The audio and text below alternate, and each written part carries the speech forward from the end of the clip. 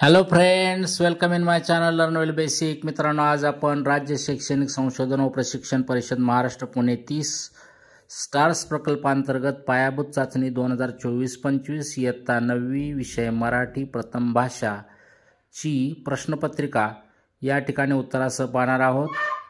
इयत्ता 9वी मराठी विषयाची 2024-25 ची पायाभूत चाचणीची प्रश्नपत्रिका या ठिकाणी आपण उत्तरासह पाहतोय. विद्यार्थी मित्रांनो, इयत्ता 5वी ते 10वी चे विविध शैक्षणिक व्हिडिओज पाहण्यासाठी या चॅनलला नक्की सबस्क्राइब करा. तर सुरुवात करूयात. सुरुवातीला आहे तोंडी चाचणी. प्रश्न 1. भारताने प्रक्षेपित केलेला चांद्रयान 16 तू टीव्हीवर पाहिला आहेस, त्या प्रसंगाचे वर्णन करून सांग. 2 गुणासाठी हा प्रश्न आहे. या प्रश्नाचं उत्तर तोंडी स्वरूपात द्यायचं आहे. प्रश्न दुसरा. खाली दिलेला उतारा लक्षपूर्वक वाच व विचारलेल्या प्रश्नांची उत्तरे सांग. या ठिकाणी उतारा दिलेला आहे, तो उतारा वाचायचा आहे आणि त्यावर आधारित प्रश्न जे आहेत त्याची उत्तरं द्यायची आहेत. प्रश्न त्यातला अ आहे. नवीन आव्हाने पेलण्यासाठी काय करावे? आ. यश म्हणजे काय? प्रश्न तिसरा. खालील कवितेचे वाचन करून त्यावर आधारित विचारलेल्या प्रश्नांची उत्तरे सांग. इथं कविता दिलेली आहे कळी. अ. वरील कवितेचे आरोह अवरोहासह वाचन कर म्हटले. आ. विनवणी करणे या अर्थाचा कवितेत आलेला शब्दसमूह सांग. ई. कवितेतील तुला आवडलेल्या ओळी सांगून त्या का आवडल्या ते सांग. ई. सूर्याच्या किरणांना कवीने दिलेली उपमा कोणती ते सांग. तर या प्रश्न 1, 2, 3 या प्रश्नांची उत्तरे विद्यार्थ्यांनी तोंडी द्यायची आहेत. आता पाहूया लेखी चाचणी. प्रश्न 4. खालील उतारा वाच व त्यावर आधारित दिलेल्या प्रश्नांची उत्तरे लिही. कन्याकुमारीच्या चरणी भारत यात्रा समर्पित करावी या भावनेने स्वामी विवेकानंदांनी एका नावाड्याला सांगितले, बाबा रे, मला तू त्या शिलाखंडावर सोड, वगैरे वगैरे. या ठिकाणी उतारा दिलेला आहे, तो तुम्ही वाचू शकता. आता त्या उतार्यावर विचारलेले प्रश्न पहा. अ. उतार्यातील संवाद कोणाकोणामध्ये झाला आहे ते लिही. तर याचं उत्तर येईल स्वामी विवेकानंद व नावाडी. आ. परिणाम लिही. नावाड्यांनी स्वामी विवेकानंदांना नावेतून नेण्यास नकार दिला. तर याचा परिणाम काय झाला? स्वामी विवेकानंदांनी एकदम त्या सागरामध्ये उडी मारली. ई.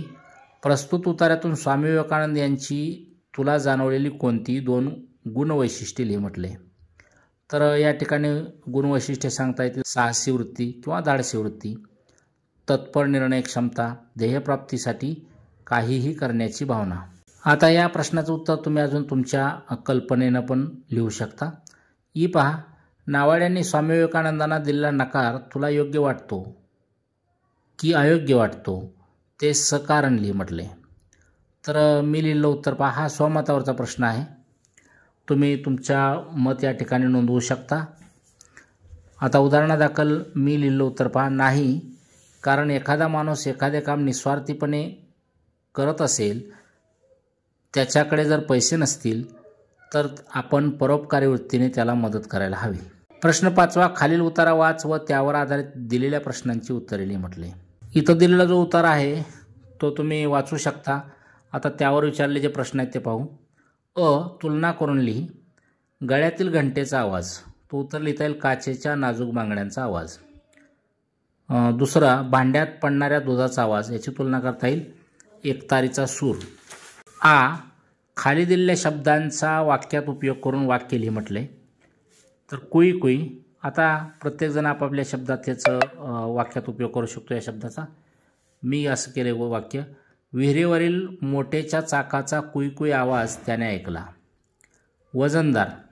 तिच्या पायातील तोडे खूपच वजनदार होते. ई. संगीत कलेतील कोणत्याही 2 वाद्यांची नावे लिही. उदाहरणादाखल मी लिहिले तबला, पखवाज, पेटी, विणा. तुम्ही अजून त्याच्यामध्ये वाढवू शकता. ई. शेतीशी संबंधित किंवा कोणत्याही कलेशी संबंधित 4 ओळीची कविता करून लिही म्हटले. इथं विद्यार्थी आपापली कल्पना वापरून कविता करू शकतात. प्रश्न 6. खालील कविता लक्षपूर्वक वाच व त्यावर आधारित कृती सोडव म्हटले. बा. अनवाणी पायाचा ठसा मातीत उठतो, भाळावरल्या घामाचा पाना नभाला फुटतो. वगैरे वगैरे ही इथं कविता दिलेली आहे, ती कविता तुम्ही वाचू शकता. कवितेवरचे प्रश्न पहा. कवितेत वर्णन केलेला विषय कोणत्या भागातील आहे? योग्य पर्यायाला गोल कर म्हटले. तर पर्याय नंबर 2 हे उत्तर असेल ग्रामीण.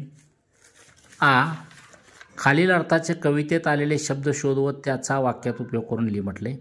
तर जमिनीसाठी भुई हा शब्द आलेला आहे कवितेमध्ये, त्याचा वाक्यात उपयोग करता येईल. तुम्ही तुमच्या शब्दात करू शकता. मी केलेलं पहा. उन्हाळ्यात कडक उन्हाने भुई तापली होती. दुसरा आहे कपाळ. कपाळसाठी भाळ हा शब्द आलेला आहे.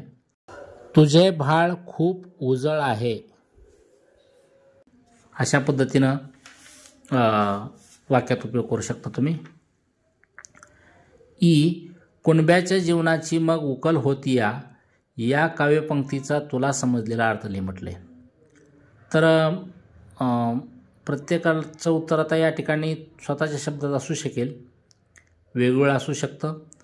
मी लिहिलं उत्तर पहा. कवीचे वडील म्हणजे शेतकरी बाप अनवाणी पायाने शेतात राबत आहेत. शेतकरी हा ऊन पाऊस थंडी यांचा विचार न करता कष्ट करत असतो. पावसाला दया आली तर तो पडतो. शेतकरी पाण्यात चिखलात अनवाणी कष्ट करतो. शेतकऱ्याचे जीवन किती हालाकीचे आहे हे यातून कळते. तुला माहीत असलेल्या किंवा पाठ असलेल्या कोणत्याही एका लोकगीताच्या 4 ओळी लिही म्हटले. तर इथं मी लिहिलं गीत आहे पड र पाण्या. या लोकगीताच्या या 4 ओळी मी या ठिकाणी गाऊन दाखवतो. पड र पाण्या कर पाणी पाणी, कर पाणी पाणी, शेत माझं लई तानेल चातकावानी. बग नांगरलं कुळवून वज केली,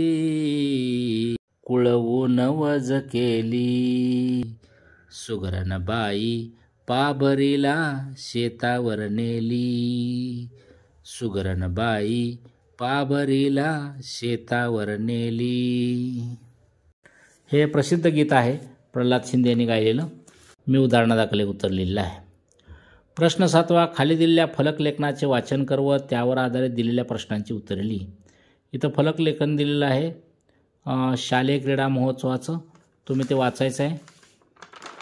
त्यावरचे प्रश्न पहा. वरील माहितीच्या आधारे संबंधित शाळेतील मुख्याध्यापकांना क्रीडा महोत्सव आयोजित केल्याबद्दल आभाराचे पत्र लिही म्हटले. तुम्ही तुमच्या स्वतःच्या शब्दामध्ये हे पत्र लिहू शकता. पहा. क्रीडा महोत्सवाची बातमी तयार करण्यासाठी पुढील काही गोष्टी माहीत असणे अपेक्षित आहे. त्यासाठी पुढील कृती सोडव म्हटले. त्यातला एक आकडा. क्रीडा महोत्सव आयोजित करणाऱ्या विद्यालयाचे नाव लिही. तर विद्यालयाचं नाव आहे आदर्श विद्या मंदिर आनंदनगर. 2. क्रीडा महोत्सवाचे उद्घाटन कोणाच्या हस्ते करण्यात येणार आहे ते लिही म्हटले. तर याचं उत्तर लिहिता येईल माननीय अध्यक्ष आदर्श विद्या मंदिर आनंदनगर यांच्या हस्ते क्रीडा महोत्सवाचे उद्घाटन करण्यात येणार आहे. 3. क्रीडा महोत्सव कोणत्या तारखेपासून सुरू होत आहे? तर क्रीडा महोत्सव 15 जून 2024 या तारखेपासून सुरू होत आहे. प्रश्न 8वा. सूचनेनुसार कृती करून लिही म्हटले. हा प्रत्यय लावून 2 शब्द तयार करून लिही म्हटले. तर तुम्ही लिहू शकता वेगवेगळे शब्द. मी लिहिलेले शब्द पहा. खर्च खर्चिक, जवळपासून जवळीक. खालील शब्दसमूहाबद्दल एक शब्द लिही म्हटले. जंगलात लागलेली आग, तर त्याला वणवा असं नाव आहे. वणवा हे उत्तर लिहू शकता. खालील वाक्प्रचाराचा अर्थ सांगून वाक्यात उपयोग करून लिही म्हटले. हातभार लावणे, तर याचा अर्थ आहे मदत करणे. वाक्यात उपयोग असा करता येईल. घर चालवण्यासाठी मधू आपल्या आईवडिलांना अधूनमधून हातभार लावत असे. प्रश्न 9वा. सूचनेप्रमाणे कृती करून लिही. खाली दिलेले उदाहरण वाच व अलंकाराचे नाव लिही म्हटले. वाक्य आहे पंढरपूरला पायी जाऊन पांडुरंगाच्या पदकमलांना स्पर्श करताच पवित्र झालो. तर या वाक्यात आलेले जे अलंकार आहेत ते आहेत अनुप्रास व अनन्वय. 2. खाली दिलेल्या काव्यपंक्तीचा लघुगुरु क्रम लिही म्हटले. मना सज्जना भक्ती पंतेची जावे. या काव्यपंक्तीचा लघुगुरुक्रम अशा पद्धतीनं लिहिता येईल पहा. जोड्या लावा सामासिक शब्द व समासाचे प्रकार. तर घरोघरी अव्ययीभाव समास आहे. कृष्णार्जुन द्वंद्व समास आहे. ई. खालील वाक्यात आलेली विरामचिन्हे ओळख व त्यांची नावे लिही म्हटले.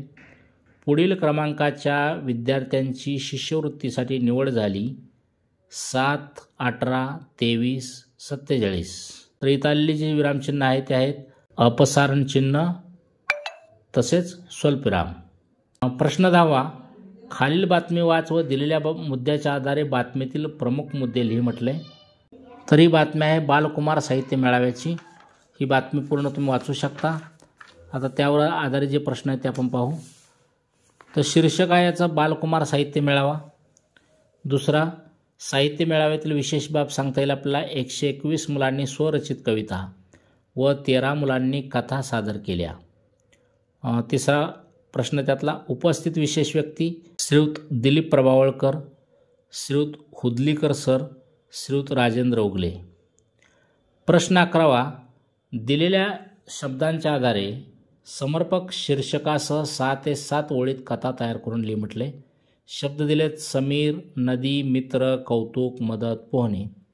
तर या शब्दांचा आधार घेऊन तुमच्या कल्पनेनं तुम्ही ही गोष्ट इथं लिहू शकता. प्रश्न 12. तुझ्या घरात, परिसरात किंवा शाळेत घडलेला एखादा अविस्मरणीय प्रसंग तुझ्या शब्दात 7 ते 8 ओळीत लिही म्हटले. याही प्रश्नाचं उत्तर तुम्ही तुमच्या स्वतःच्या शब्दात लिहू शकता. विद्यार्थी मित्रांनो, इयत्ता 5वी ते 10वीचे विविध शैक्षणिक व्हिडिओज पाहण्यासाठी या चॅनलला नक्की सबस्क्राईब करा. धन्यवाद.